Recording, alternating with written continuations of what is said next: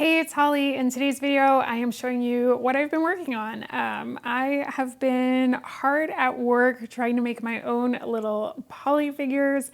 And in today's video, I'm going to show you what my process is so far. I am by no means an expert at this, and I am still working out some of the issues, but I wanted to give you an update on this little secret side project that I'm doing. So let's get started.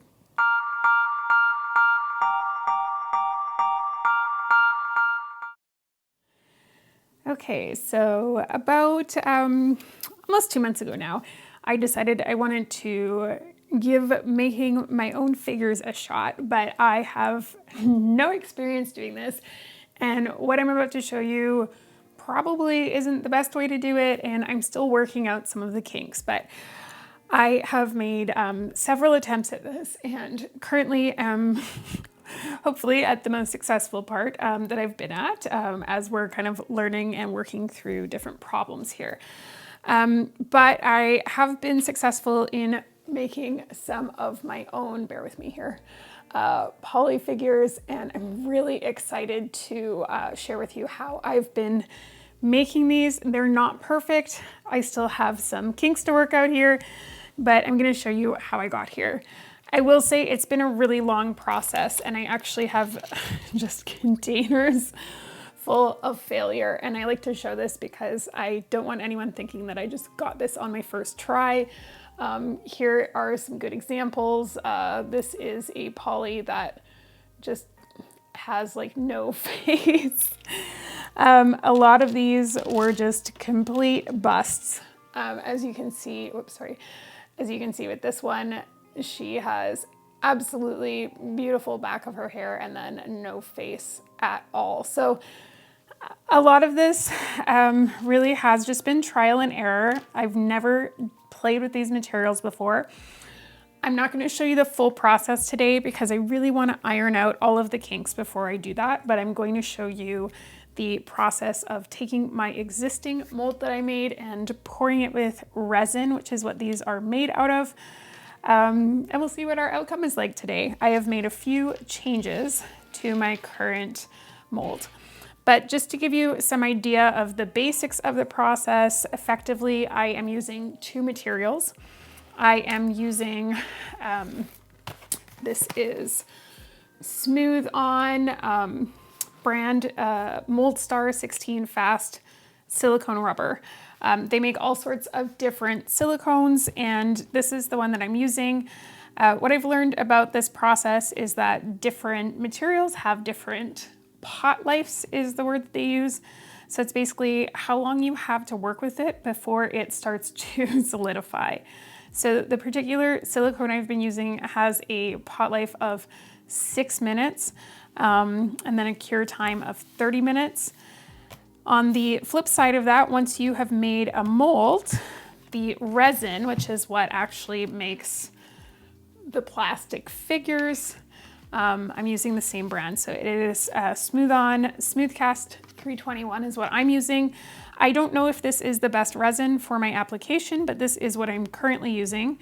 And this one has a pot life of 7 to 9 minutes and a cure time of 30 minutes. So this means by 7 to 9 minutes, it starts to become solid, and by 30 minutes, it's effectively solid and ready to be demolded. So this brand, from what I can tell, seems to be kind of the top of its game. And so I have been using this and really enjoy it. I will say it's not inexpensive. It is kind of pricey, but I also probably haven't been as efficient with it as I could be. So we'll talk about that more in a bit. So those are the materials I've been using. So that is effectively, that resin is what I've been making these figures out of. So let's talk about my process here. So effectively, to get started, I had some clay, and I still kind of have the existing clay from my molds here to show you. The idea is that you will build a box of some sort. I built mine out of some pieces of, gosh, what is the word I'm looking for? Kind of like plexiglass, like polycarbonate. And then I made a box that I had put clay into. So this is clay that I had originally pressed original figures into, and then I poured silicone all around it. Ultimately, that created for me this. Whoops, there we go. So once I had the figures in there, I poured the silicone on top inside the box that I made, and it made me this. This is probably a huge waste of silicone because I have all this silicone around the side that I really didn't need. But again, learning curve, you live and learn, and I'm still working out those kinks, as I said. The main thing that is really important about this process is using sulfur-free, this is called sulfur-free plastiline. So it's kind of like a clay that contains no sulfur because that can interact poorly with some of these products. So we purchased this at an art supply store. That's effectively what you would be looking for, is a sulfur-free clay. So that's the short gist of how I got to this mold. Once I had poured this, I used a special material called mold release, and I will just grab that to show you. Effectively, this mold release, what you do with it is spray down the mold that you made. That allows you to then pour additional silicone on top without the new silicone sticking just to the silicone you made. Otherwise, they will just bond together. So once I had this, I sprayed it down with this, poured this interior part with silicone, and then that's what gave me this. So that gives me sort of that 360-degree mold. Now, the problem that I've been having and that I was showing with my dolls is that a lot of them have been suffering from caved in faces. So just, you know, like one side is turning out great and then the other side is just a complete disaster. I've also had a lot of hands and feet where, again, you can see it here, just the face is missing, and then the hands and feet or even the joints will not work out, and that is purely because of air bubbles. The issue is that these parts are so small that it's very difficult. And I learned that in order to prevent those, you have to just start in adding air vents. And I actually made like probably about 5 or 6 different molds that I have thrown out. But this is my existing mold.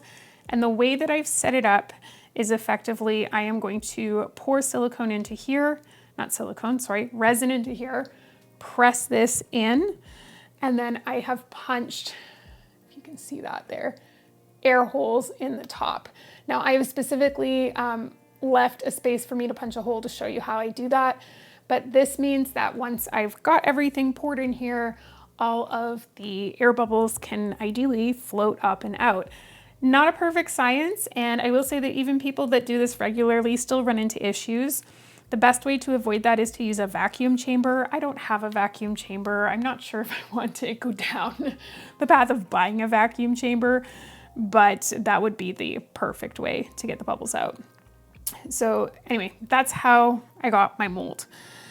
So to get these holes in the mold, I had to try to figure out a way to make a punch. And I came up with a bit of an odd solution, but so far it's working. This is a straw or not a straw, a cleaning brush for reusable straws. Basically, I have a bunch of metal straws and it came with this cleaning brush. It's like telescopic, so you can pull it out. And I found that the end of this is the perfect punch for stuff. So I will push it through and it makes this beautiful hole for me. It's not totally perfect because I can see here that I didn't quite get the edge of this one out. So I'm just gonna work on punching that one out there. But it will be sort of a handy tool to get the hole the right size. Now, depending on what you're casting, of course, you would potentially be able to make larger or smaller holes, but for me, I needed pretty small holes because they need to not just completely blow the piece out either. So we're gonna give this, it's not perfect. And this is why I have been hesitating showing some of this stuff to you, because I am a bit of a perfectionist and I want to be able to show you everything working totally perfect, but I decided I would just let you in and show you my work in progress. If you're curious why I'm doing this, my goal is I wanted to make a few custom sets where I'm going to be doing some repaints. And I figured this would be a good way to get started on that. So some tools that I've got around me, obviously I have this straw that I've been using, or this telescopic straw cleaner. But I also have other tools. Obviously, when I'm working with the resin, I'm going to need gloves. I have some tongue depressors that I'm going to use to stir the material. Just some plastic cups that I use to mix the material. Lots of garbage bags and paper towels and protective gear around here. And I also have a scale. The materials I'm using don't require a scale, but I prefer to just use one. Again, probably just me being a perfectionist, but that is not always necessary depending on what kind of material you're using. I will say the material I'm using may not be available in all countries, but there will be something. There is always something, and I've watched lots of videos from other places like Denmark on how to cast tiny little pieces, and of course they have different materials in different countries, but they should all relatively work the same. The main thing is that they will vary in their viscosity and they will vary in their pot time, so their pot life. So just a few things to be aware of. Okay, so there was one spot that I left unpunched. Okay, this is gonna be very difficult to see, but effectively, I'm getting a lot of air holes in the arms and the joint. So what I've done is I have punched holes in each of them. I have not punched a hole here on my midge. So I'm just going to be taking my straw cleaner, pushing down on that. And really that's all that it is. I'm just pushing that down. And then when it comes out the other side, there's just a little piece of silicone in there, and then I'm tossing that. So that's how I've been making those holes. Okay, let's talk about the resin. So to make the resin, you will obviously need some kind of resin kit. So again, I'm using the Smooth Cast 321 from Smooth On. Resin will come with 2 containers. So this one, and I've used this before, just you're like, wow, that looks messy. It's because I've used it before. This one has part A, part B, and part A and part B, when they get mixed together, is what's going to start activating it. So they're kept separate so that they don't turn into plastic while they are in the container. And then to do that, you will want some gloves on because this stuff is not friendly to play with. And you also want to make sure you're protecting your work surface. So I have just this sort of plastic mat that I got from IKEA, but I also went to a sort of home goods store and I bought just a Silpat mat, like a baking mat. So it's made out of silicone. And I love these for crafting because they are easy to clean up. For the most part, you can just kind of peel anything extra off and put it to the side. But also, they're fairly cheap. Like I think this cost me maybe $10. So it's not a huge investment.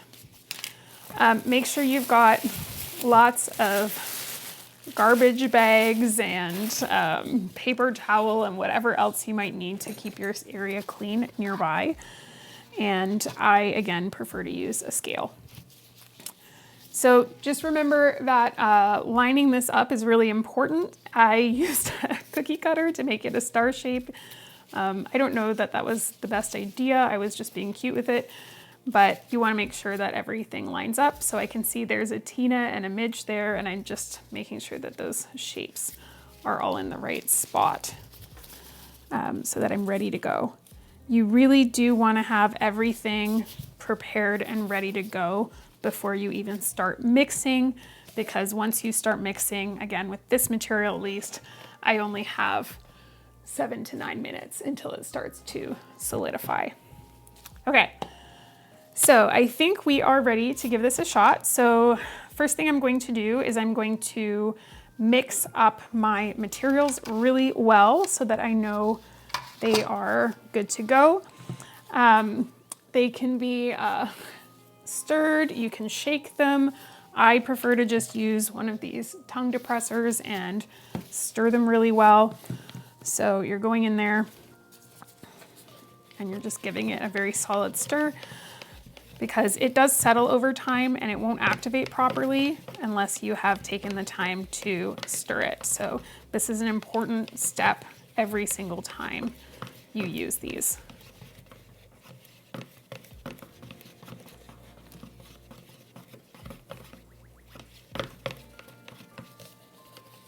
Okay, I will say you also want to do this in a really well ventilated area because it stinks. And it's probably also not good to just straight up breathe it in.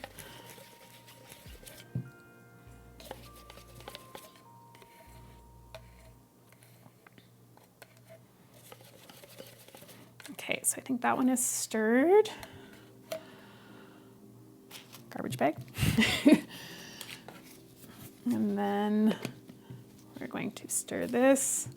And you can see these all need to be used and stored at room temperature. So, oh gosh. There we go. It's been about 2 weeks since I have dug into this project because we've had a lot going on. So now this is all crusty. Gross. Okay, don't want that to go inside. That is probably a sign that I didn't keep that as tidy as I should have. Scrape that off to the side. Okay, so going in for a stir on this one. This part is much more liquid. Now, this one that I'm using is off-white, so it will come out the color that you saw my figures before. You can add dye to the resin before you cast it. It is possible to do that. I'm going to look into that once I have sort of got this process a little bit more down, but that is something that's possible to do. Okay, now, technically, if you are wanting to do this 100% by the book, you can calculate the volume that you need to fill that space, and then you can pour exactly the right amount and waste zero material. That is not the way that I operate. I am a bit more chaotic than that, so I've just been winging it. I don't know that I would recommend that, but that is how I live my life, so we're gonna wing it. So I like to put down, again, some kind of protective layer, and I'm using a scale. Not necessary for this because they are equal parts, but I prefer to do it. I find it just a little bit easier to do it that way. So first thing to do is zero out the scale just so that it indeed says 0. And I'm just putting it on milliliters, beautiful. And I'm going to just make slightly more than I need for this. So we're going to mix parts A and B. So do part A first. So however, how much I pour into this, I'm gonna do the same amount of part B. So just because I am not good at pouring this, that is how I've been doing it. Okay, so I have 18. I think that's enough. But yeah, no, Holly, that is enough. You don't need more than that, stop it. Good, and then again, part B. So I want to get this to 36.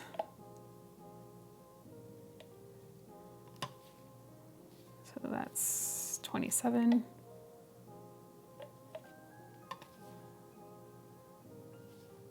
$31. 37. Okay, I'm gonna take it. So you wanna get it pretty close. I don't know that I can get myself just 1 milliliter of this, but hey, let's give it a shot.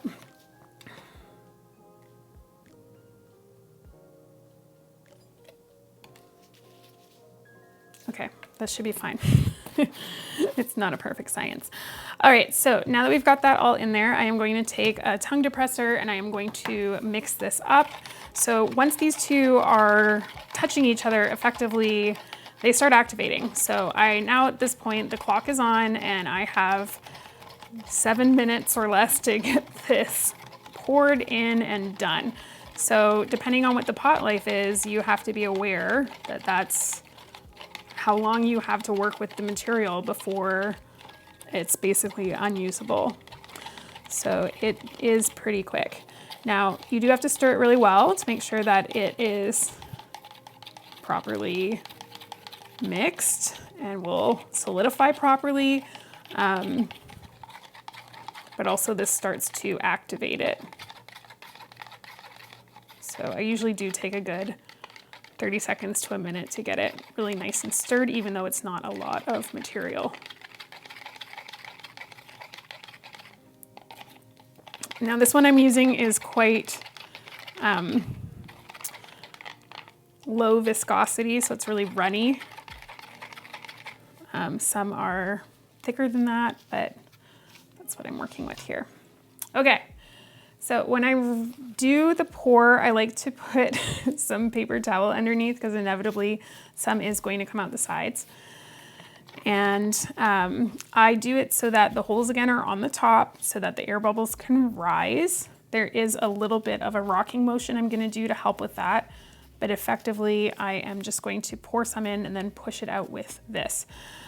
There's lots of different ways to create molds and I've watched a ton of videos, but the reason I've set mine up this way is because there isn't a part that is specifically flat on the poly figures. So for me to get this job done, I kind of need to have it set up a certain way. All right, here we go. So I'm pouring it in. And when you pour it in, immediately you start to see some bubbles, and that's normal. You have to anticipate that there are going to be bubbles. Our job is to get those bubbles out.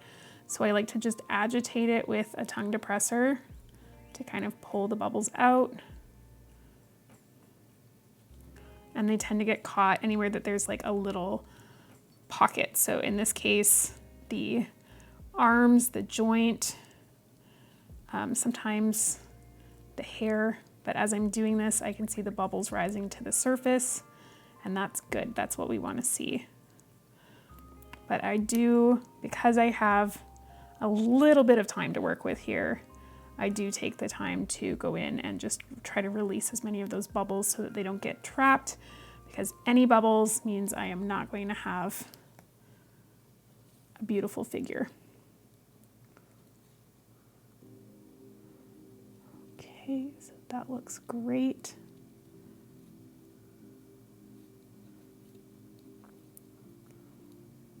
All right, I think we've got most of them.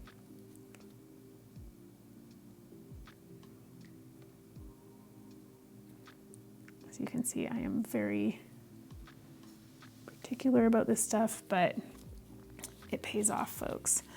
I'm just gonna put a little bit more in. Okay, and then I am, again, just making sure that I'm lining it up properly. So Tina to Tina, midge to midge, and going from there. Now, if I have enough material in there, which I know for a fact I do, it will leak out and it will start to come out these air holes. And that is all good. That is all stuff that we want to see happen. And I'm just gently pushing down on it to make sure that it is settling into the mold where I want it to be. Now, this is why I put so much paper towel around me, because inevitably it just kind of oozes out. And again, I do use more material than I need to, for better or worse. So I just kind of scrape the excess off.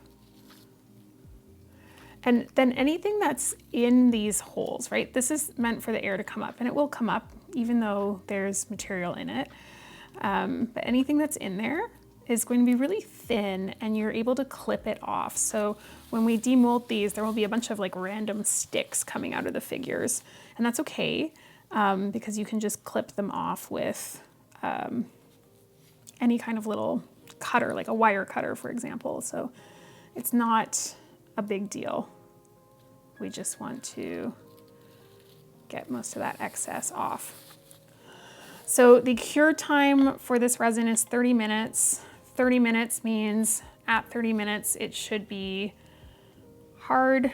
It won't be at its absolute hardest point, but it's hard enough that you can demold it without too many bad things happening, if that makes sense. So the figures could still be soft inside, but they shouldn't fall apart, if that makes sense.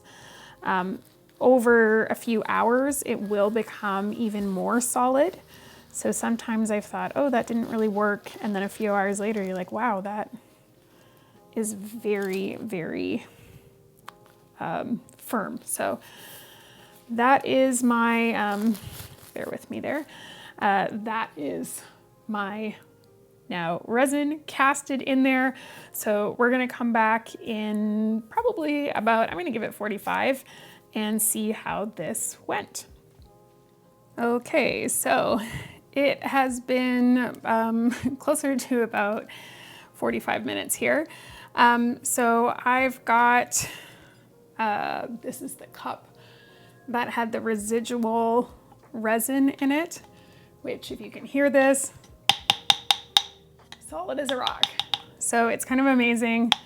That's just solid plastic that's in there now. So I do like to always have a little bit in a cup. It doesn't necessarily need to be that much, but just so that you know what the state of the resin is.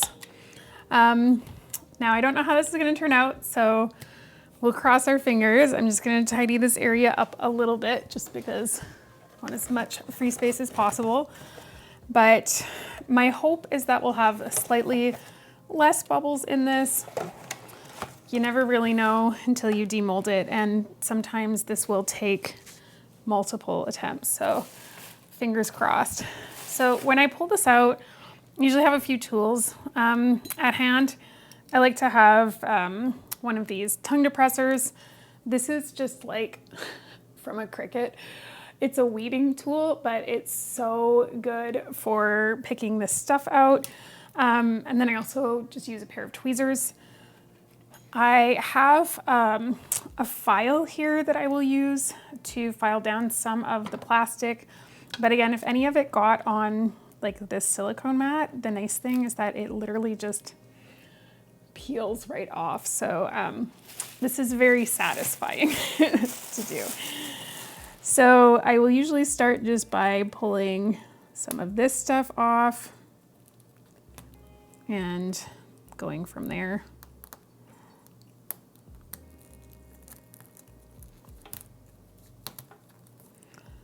So it is, you can see that this stuff is flexible, but the parts that are thicker, the figures inside, they will still have some give to them, but over the next few hours, they will harden up even more. But they are set enough that it is safe to pull them out. Okay. So I think we're pretty safe to just start peeling this open. I will say this is like always like the most satisfying part is just peeling off all of this extra resin. Feels kind of like hot glue, like you're peeling hot glue. So if you're wondering what the texture is like. Okay. All right, here goes nothing. Let's see what we came up with. So I'm just gonna crack this open.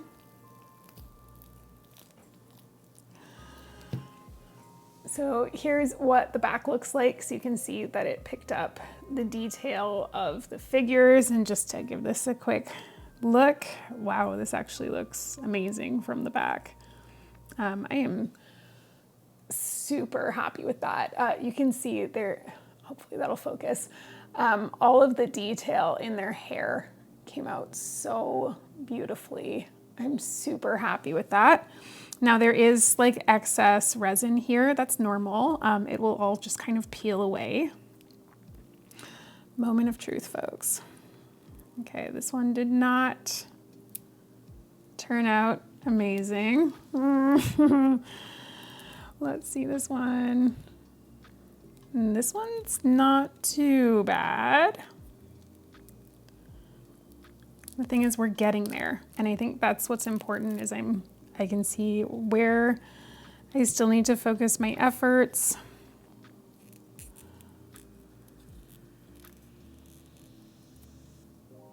Okay. So not a perfect batch, but I think it is one of our better ones for sure. I'm just gonna get this all out and then I will show you in detail where things went right and where things went wrong.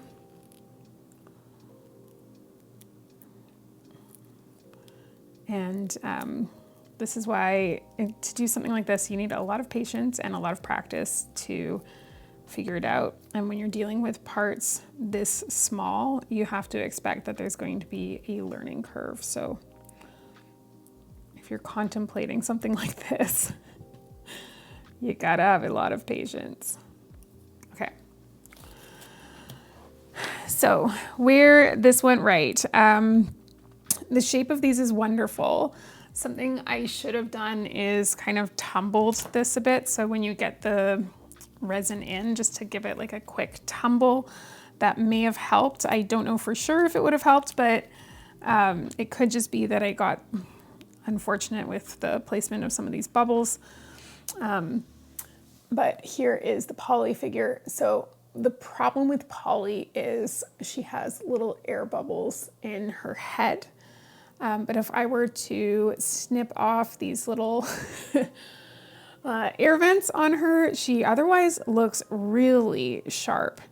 The excess resin that is on the sides, you can literally just come in with tweezers and pull it off. So all of that is really easy to clean up and quite fun to clean up.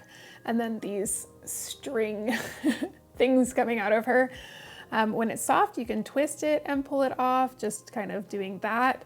And then filing it down, or if you have like little snips, like wire cutter type things, you can also come in with that. But they do come off quite easily, so you can see there. I literally just pulled that right off.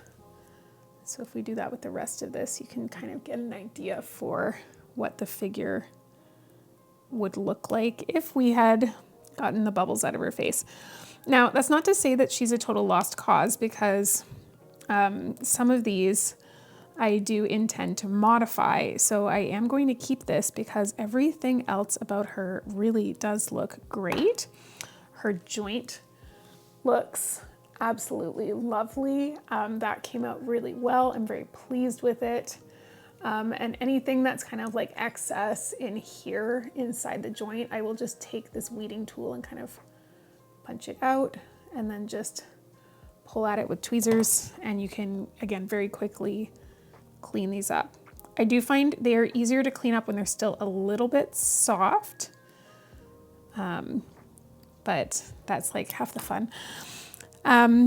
Tina did okay, but she has some air bubbles in her ponytail and in her face. So clearly the face is where I need to focus more of my effort on trying to get those bubbles out. And again, just a technique of filling it with resin and then doing a quick tumble of it can often help reduce some of those bubbles. So it's probably what I'll try on my next go.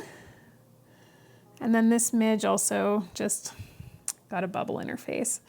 So the more vents, the less likely it is for this stuff to happen, but it's a process. And again, the way to be perfect would be to use a vacuum chamber, because it will for sure pull all of the air out of those vents. But I don't know if I want to get down that path. I feel like that's a lot of commitment for what is currently just kind of a fun art project. So we'll see how this goes. And just pull out Tina. Again, the excess, when it's soft like this, it's easy to just kind of pull it off with tweezers, which is super cool. I mean, aside from the fact that we've got some air bubbles, can we just talk about the fact that we just made some figures, because that is so neat.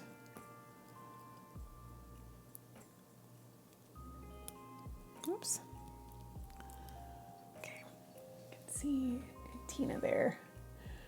So the back side is beautiful, and it's so beautiful on some of these. It's unbelievable, all the way down to like the mold captured tiny details on the back of Tina. There is a little number 3 that was imprinted into her. And oh, I meant to show you what the original figures I was using were, just so you can compare. Bear with me while I get these out here. Just so you can see what I was using as my originals for the mold. So here is the top half of Tina I was using, and the top half of Midge. So just to give you an idea, if I flip these over so you can see their good side. It's pretty darn amazing to see how they turned out. So these, again, they can still use a bit of cleaning up, but I mean, how wild is that? Like, we really just made beautiful copies of them. And the nice thing is now I could go in, and once I have this completely down and I'm getting all those air bubbles out, add some dye to the resin to kind of bring it to slightly more livable skin tones. These are little vampires. And really, you know, make more accurate figures. The beautiful thing though is that now I've got these, they're functional. We have the feet actually looked like they turned out pretty darn good. Why don't we check these out and see how they did? So again, I'm just pulling the excess off. You really want it to still be a little bit fresh when you do these fine details. Otherwise it gets harder and harder to clean them up.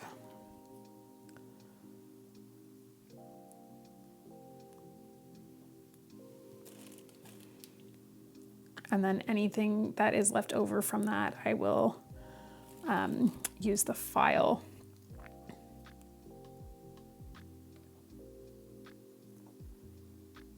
Okay, so here's what the bottom of that looks like. And then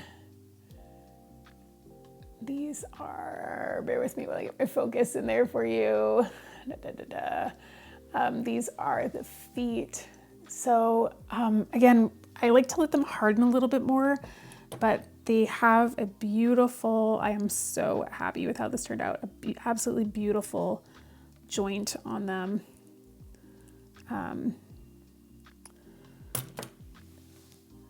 That I just need to clean up a little bit, and then that will snap right onto the figure. It looks like all of these feet, this is a miracle. They all came out great. So I'm super happy about those.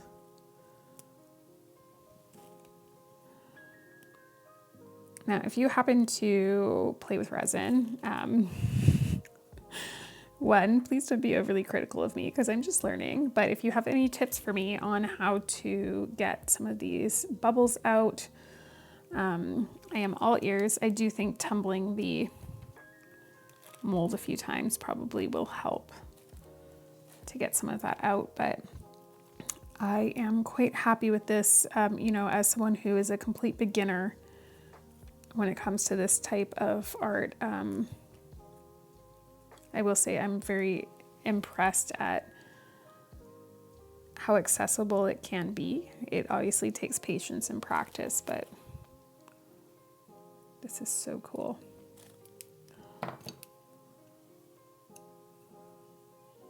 Okay. So again, great, sorry, the focus is so hard. Great little set of legs there that we can click onto these.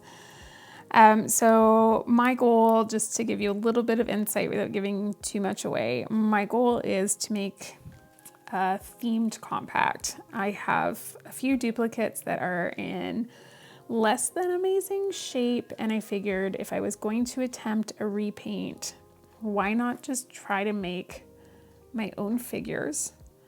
So what I am planning to do here, and we'll see how this works out, is completely repaint one of my duplicate sets to a new theme. And I do want to make my own figures from scratch like this. But I am going to be adding some polymer clay to my figures and then remolding them and recasting them so that they are completely resin. That is my end goal here. So that's why I'm just trying to get this part down first before I move on to something else. But I am super happy with my results in this round. Of course, I want to work the air bubbles out, but I feel like we are definitely getting closer, and I am going to keep you posted. But to give you some idea of some of the ones I've done that have kind of worked out here, I do have some figures where I was able to get a good joint and a good figure, so able to click those together, like they will come apart, which is like, that's so cool, and then click together and function as a poly. So I mean, hey, like it's totally possible to do that. And sometimes it just means that you give it a few tries. Here's one of the Tinas I made where I didn't get bubbles, fortunately, and she turned out great. And it's nice that you can have a joint where they, you know, sit and then stand, and they don't just immediately flop over either. So I will say it's possible. I've done it. It's just a matter of trial and error. So I am, again, I'm quite happy with how these turned out. They're not perfect, but they are on the right path, and some of these are very usable. The ones that I'm intending to modify with polymer clay, I will probably just be using these, seconds. So the stuff that didn't turn out perfect, because some of these features will be hidden or modified in other ways. And so we may as well make use of these pieces by using it that way. I would love to hear in the comments what your thoughts on this are. I will say I'm having a blast doing this, and I am probably going to spend the rest of the evening just sitting here picking away and cleaning these up. But it is really fun to be working on this and trying it out. I am the type of person that falls down a rabbit hole and gets completely obsessed with something, so I'm having a lot of fun with these resin figures, but it's very satisfying to be able to duplicate something small like that and get good results. Wow, this is so satisfying. There we go. So yes, let me know what you think. I am going to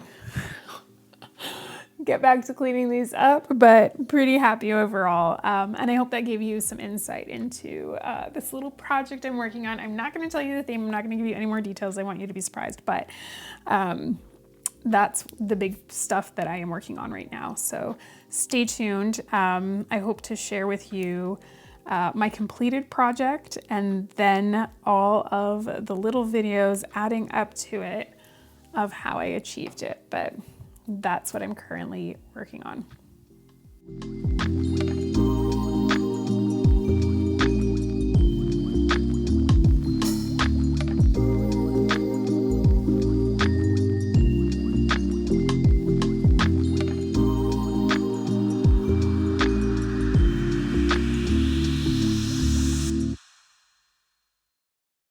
Okay, so I would just love to know your thoughts on this whole process. It's a lot of work, and there are so many ways that you can go wrong when you are working with tiny, tiny pieces. So I am excited to see how this goes and looking forward to sharing more with you as I get further into this. But I mean, some of these are turning out so great, so I can't give up. I gotta keep going and see how far I can push this. So love to hear your thoughts in the comments. If you are on social media, please come follow over at Pocket Vintage Toys on Instagram or Holly Pocket Vintage Toys on Facebook. Those are the best two places to connect with me outside of YouTube. If you haven't hit the subscribe button yet, please hit the subscribe button. It helps out the channel so much. And also don't forget to like this video. But as always, thank you so much for watching, and I'll see you in the next video.